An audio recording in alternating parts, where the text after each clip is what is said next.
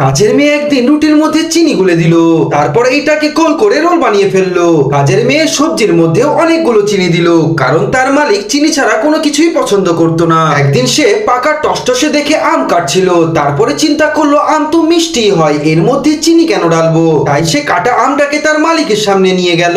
মালিক তো আম দেখে মেজাজ খারাপ করে ফেললো, আর কাজের মেয়েকে অনেক বকাবকি করলো আর বলল, এরপরে যদি এমন করো তাহলে তোমাকে বাসা থেকে বের করে দিব। এই কথা শুনে কাজের মেয়ের তো অনেক মেজাজ খারাপ হয়ে গেল, আর সে মনে মনে মালিককে শায়েস্তা করার কথা ভাবলো। সে আজকে খাবার মধ্যে অনেক মরিচ মিশিয়ে দিয়েছিল।